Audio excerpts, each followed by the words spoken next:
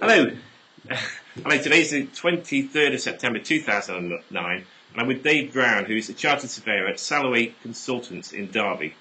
And we're going to ask him a few questions about his job and his career and see where that takes us. So, Dave, before we talk about your job, can you tell us, where did you go to school and did you enjoy your time there? Sure, I started off at Kilburn Junior School at Kilburn in Derby. Following that, went to John Flamsteed School at Denby, which was okay. Enjoyed some of it, not some of it. Didn't do too bad at school. I went to South East Derbyshire College then to do A-levels, and after A-levels I could have gone into full-time education at university, but at the time felt that I wanted to earn some money in the wide world, and ended up getting a full-time job at a firm of estate agents in Derby, and going day release for 5 years to Nottingham Trent University to do a degree course in surveying.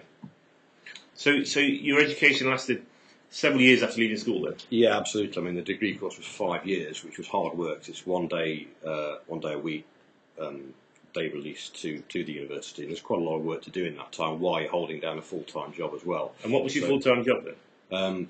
Well, I worked for a company called Frank Innes at the time on their commercial property side, but only for several months. I then got a better paid job at Derby City Council as a trainee surveyor, where the pressure of work was a little bit less. I mean, the council will probably hate me for saying that, but and they were more sympathetic to moving you towards qualifications. But yeah. I then worked for a couple of years for them before I left again to join the private sector, working for a guy called Paul Orridge, who had a business called Paul Orridge and Partners in Derby, and then joined Stephen Salloway Property Consultants in 1993.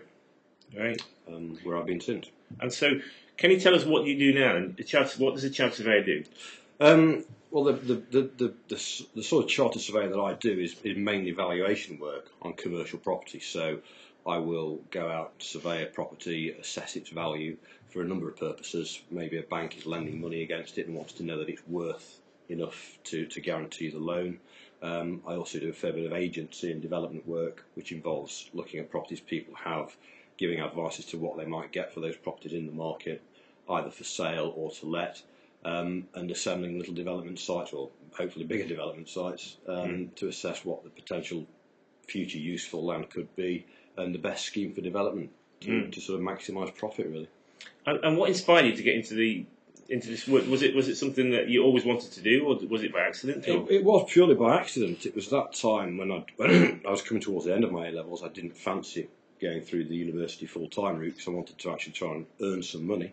And there was just a job advertised in the local paper working for an agent with the route to qualification by part-time. And I guess that's what really appealed to me, is that it wasn't a dead-end job. It was you can earn money as well as absolutely be educated. There's some progression there, yeah. Fantastic.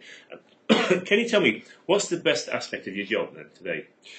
Probably variety, in that I don't really know which properties I'm going to be looking at from one day to another within reason. You meet a lot of different people as well, and no 2 days are the same. Sure, there is always repetition with any job, but it's not some office-bound job just totaling figures up, etc. There is a little bit of variety there, and and that's what keeps it interesting and vibrant, isn't it? Yeah, it is. Yeah. And so, the opposite to that, then, what's the worst aspect of your job? The worst aspect of the job is probably the pressure of running the business and making sure everything's in order, especially obviously in a recessionary time like we're in at the moment.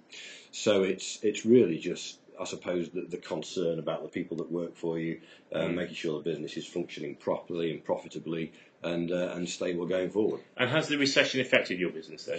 The recession has affected our business. It's affected every business. I think in the local market area we've been insulated from it to a fair degree, which has been very helpful.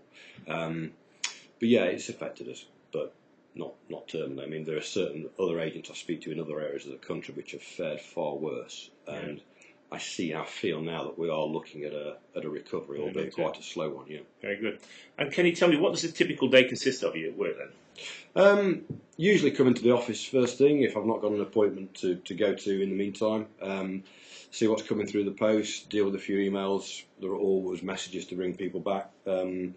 when you have properties on the market, there's usually interesting properties, so you have to go and perhaps show people around, negotiate terms for a deal. There might be a property or two to go and have a look at to do a valuation of.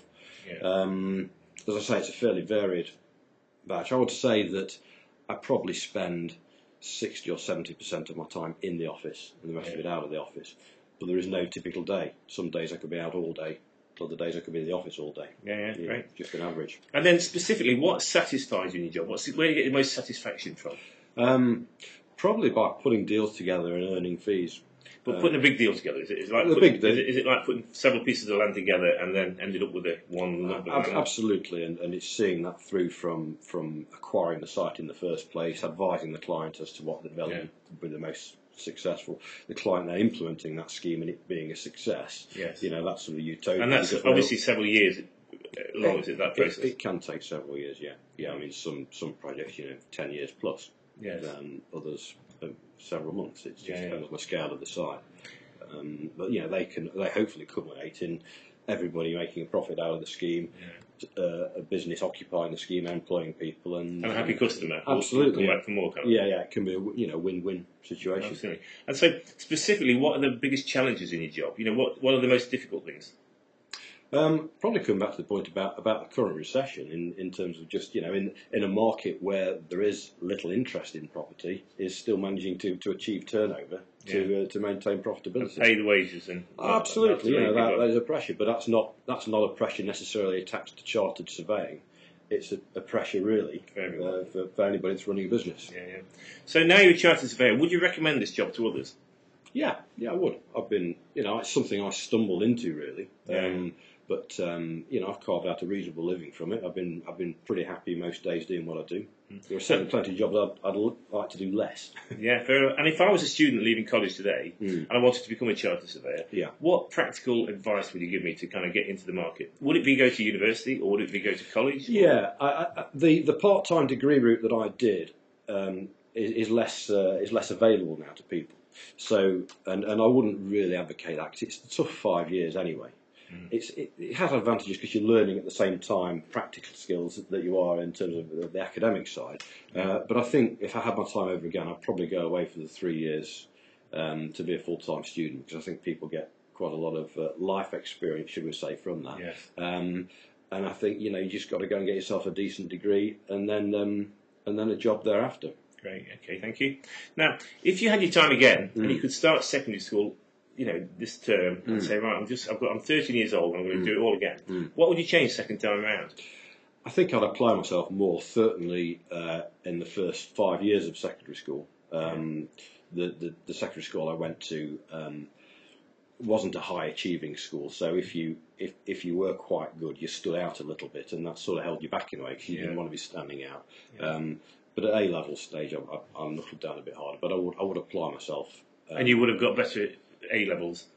Possibly, yeah. And then moved on to a better finished degree, I suppose, is it? Yeah, possibly. At the time, I was keen on going into the law, and although I got good A-levels, I think that there were probably elements of my report which perhaps said the guy doesn't apply himself quite as well as he ought to. And the law was a very tough thing to try and get into at that time, still is.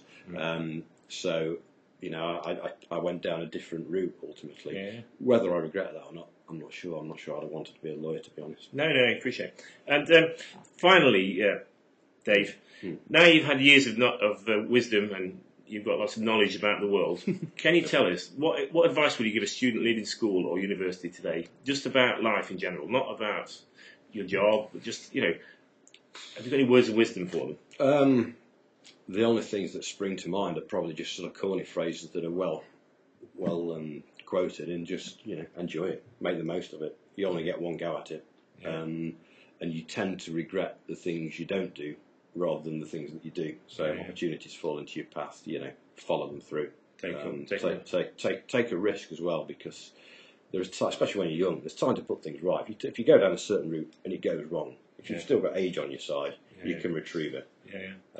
Okay, that's great. That's very good advice. Thank you very much. Hey, good man. Thank you.